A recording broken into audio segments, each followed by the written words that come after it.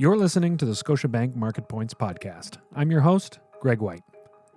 Market Points is part of the Knowledge Capital series, a collection of audio, video, and written commentary from Scotiabank Global Banking and Markets leaders designed to provide you with timely insights and analysis. Through the COVID-19 pandemic, our homes have been converted into offices, classrooms, and in some cases, recording studios. The housing market has roared back in May and June, but the jury is still out on the long-term effects of the crisis on the Canadian housing stock. On this episode of Market Points, Marc Desormeaux, senior economist at Scotiabank, provides the latest numbers and shares his insights on the foundational strength of Canadian housing. Hi, Marc. Thanks for joining us on the podcast today. Thanks for having me, Greg. The June housing numbers were released this week. What's been the impact of COVID-19 on the Canadian housing market, and how do things look for us at the moment? Well, we're not out of the woods yet. This is a situation that's ongoing. It's likely to continue for some time, but with COVID-19 related restrictions being eased and overall economic activity improving across most of the country, housing activity is also heating up in most of Canada. And that's really what we saw in the June numbers. Repeat sales were up over 60% on a month over month percentage basis. And new listings also increased by almost 50%. This is just in the last month. And those built on gains of more than 50% for both indicators in May as well in the first month of lightening restrictions. So we had this big decline at the start of the year when the economy was under lockdown, but now as we're starting to ease it, we've had success in controlling the virus's spread, economic activities picking up, and so too is the housing market. It's nice to have seen things bounce back now 2 months in a row so strongly. What about the year-over-year perspective when you're looking at how June 2020 compares to June 2019? Well, the month-over-month numbers that I mentioned, the 60% plus gains in home sales, about 50% gains in new listings in June, those are seasonally adjusted numbers. I was talking about the seasonally adjusted numbers. So if we compare where we were in June to where we were in February, February would be the first month before lockdowns began in earnest. We see that nationally, repeat home sales are about 8% lower than where they were, and new listings were about 6% below their level in February. So we've seen some gains in the last 2 months as the economy started to improve and we've lightened lockdowns, but we're still below where we were in February before some of those restrictions came into effect. And what about the new construction market? Was there a heavier impact on construction as an activity? How did housing starts look? Well, the resilience of housing construction has been one of the more curious results in the data released for the lockdown period. And in most provinces, housing starts have actually remained broadly in line with the annual average for last year. Initially, many of us forecasters expected lockdowns and considerably weaker overall economic activity to translate more immediately into soft construction activity. But thus far, that generally has not happened across the provinces. And one interpretation of that trend is that the strong gains we saw in population and household formation before the pandemic have helped to provide some momentum within the construction sector. And population growth's been a real driver, not only of the housing market, but of Canada's economy as a whole. Canada is actually the only country in the G7 that has had accelerating population growth over the last few years. So that's been a real driver of the economy. It's been a real driver of the housing market. And the data suggest that it's continued to provide some support for construction activity, even as we get into some of these lockdown periods. Do you feel that then is a support structure that is kind of void into at least the near-term future? Is there a risk to new construction right now? Well, to the extent that we see weaker population growth continuing into the coming months and even years, whether that's through border closures, travel restrictions, apprehension after the pandemic about traveling, that could be certainly a risk to the overall economic outlook, but also to household formation and ultimately to construction activity. We've seen immigration fall from gains near 30% on a year over year basis in the first 2 months of the year to declines of 90% in April at the heights of the lockdowns. So we're still not sure exactly how population flows will change, whether they'll resume, whether they'll be lower consistently in the next few months and years. But certainly, if that is something that occurs, if we do see persistently weaker population growth, that'll have, in all likelihood, quite a significant impact on the Canadian economy as well as construction activity across most major cities. How did things look at the provincial level? Well, if we look at the fundamentals of the housing markets before the pandemic, the places where supply outpaced demand by the greatest margin were in the net oil producing provinces. Alberta, Saskatchewan, Newfoundland, and Labrador. These were places where construction was really booming when the price of oil was up above $100 a barrel. And then there's the subsequent slowdown in the economies there since that peak in pricing has meant that there's a lot of inventory left hanging over the market and supply is outpacing demand.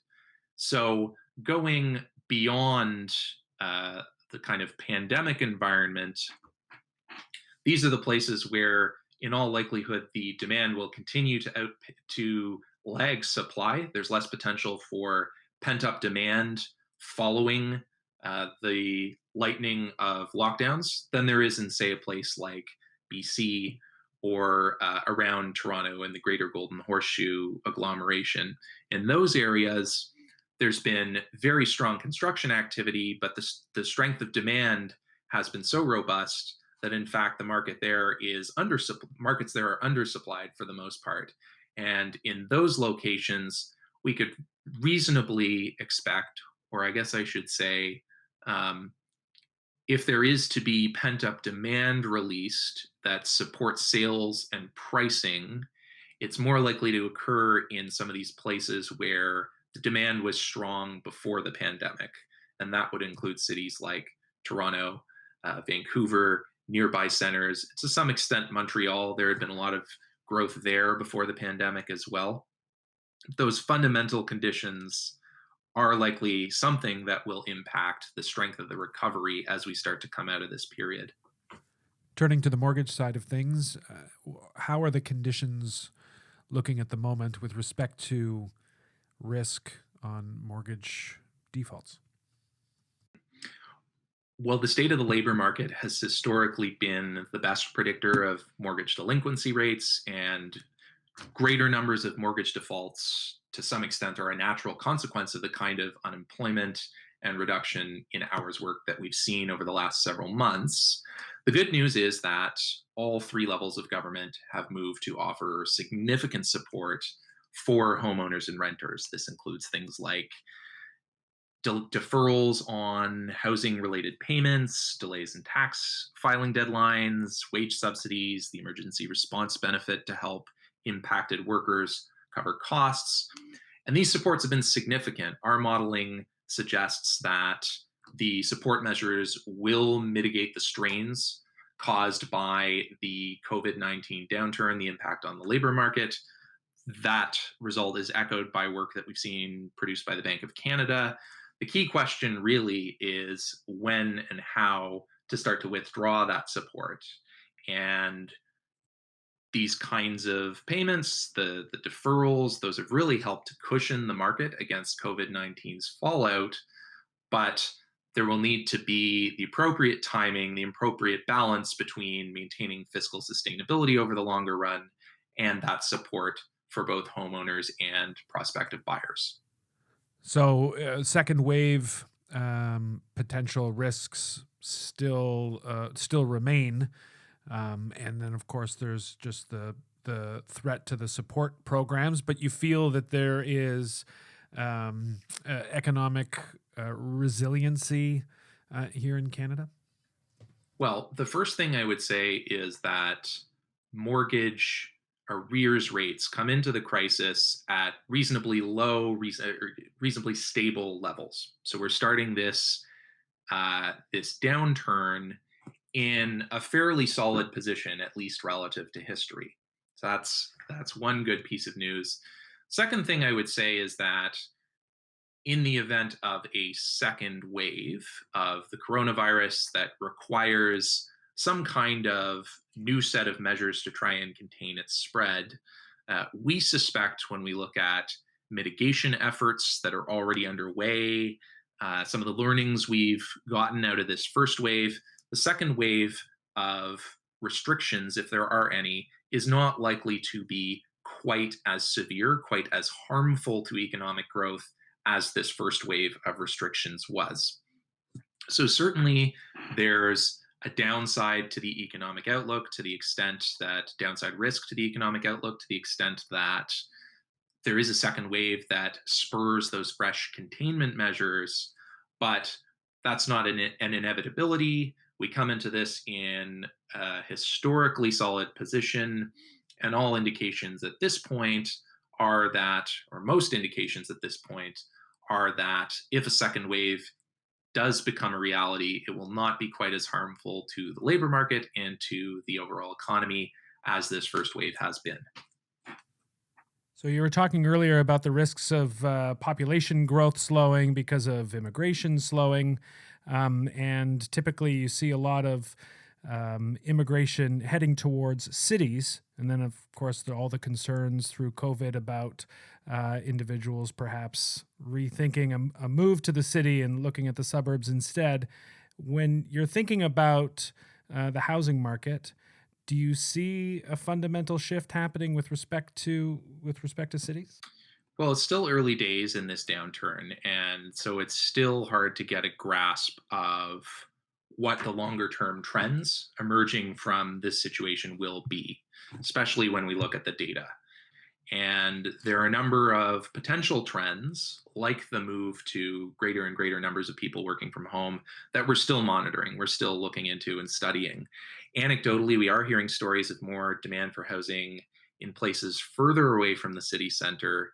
And to the extent that working from home becomes more commonplace, we could reasonably expect that people will start to live and buy housing further and further away from their place of work.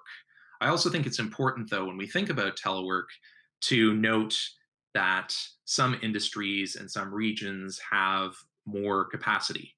Ontario, in terms of the provinces, Ontario has the most telework capacity as of 2019.